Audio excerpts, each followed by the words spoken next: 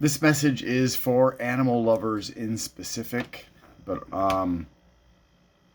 anybody, especially like if you like dogs, because cats don't really lick very often, but the same rule will apply to them or any other animal that licks you, especially if an animal bites you.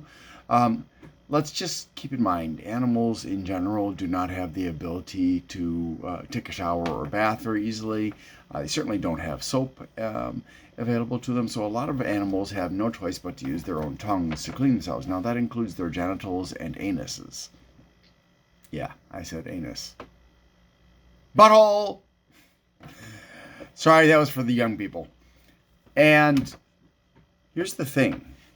When a dog or and I'm using dogs as an example, but they're because monkeys don't have the tendency to lick their own anuses, but dogs and other animals that bathe themselves in that manner and do that are creating a never-ending cycle of intestinal parasites and other kinds of parasites. So it can be heartworms or bloodworms or tapeworms or any of a number of other parasites. Now you're thinking, well, big deal.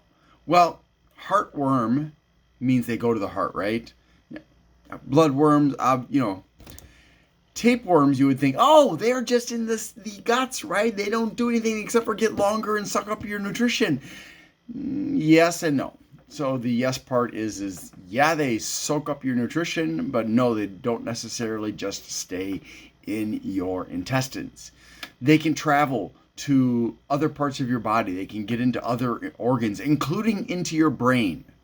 Now, if they get it past the blood-brain barrier and into your brain, the eggs, that is, or the larvae, they will then try to develop. The brain, however, has a defense mechanism where it will coat that egg with calcium, and so eventually the parasite should die. Does it always? I'm not sure, but it should die. The problem is that calcium barrier that causes the death of the parasite then stays there. Your brain doesn't get rid of it. You can have it for days, weeks, years. You can also get the same problem from food that's been contaminated by somebody who's selling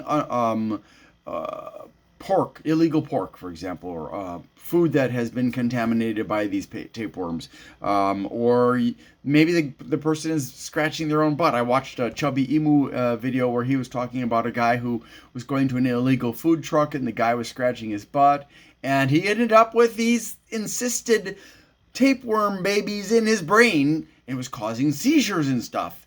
And fortunately, once the doctors figured it out, all was well. They used something to kill all the living tapeworms in his body, in the various parts of his body that they had traveled to, not just the brain and the intestines.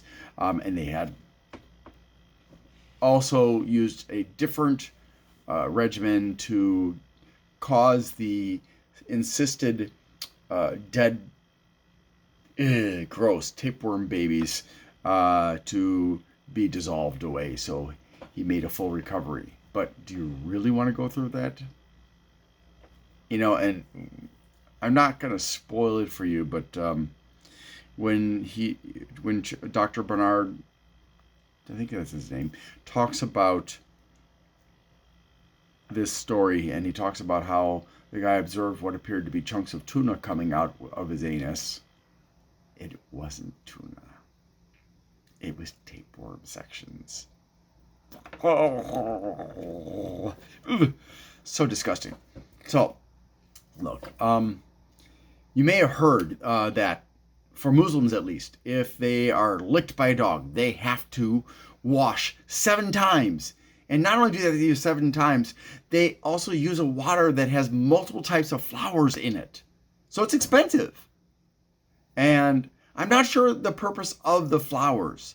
Maybe there's something in the flowers that helps to kill the eggs. I really don't know. All I know is that It's a very sensible thing to wash, to get rid of, especially in that time when Muhammad made this rule, to get rid of any eggs that may be on your skin before you put it in your mouth, because you're eating with the hands that were licked by the dog, and the dog had just licked his anus, and there are eggs on his tongue, and the tongue put the eggs on your hand, and you took the food, you put it in your mouth, and then you ate the eggs, and you get the message, right? Then you are infested. And yeah, it's just literally, it can be life-threatening. So please, please, please, if you're ever licked by an animal, once you're done with that animal, sorry, let me clarify.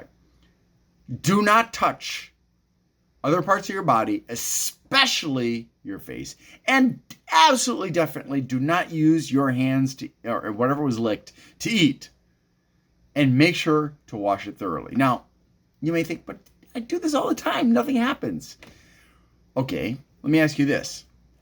Have you had your poop checked for parasites? Because if you haven't, then you don't know that you're saying the right thing. Okay? Just don't take chances. That's it for this message. Thanks for watching, and I hope you have a great day.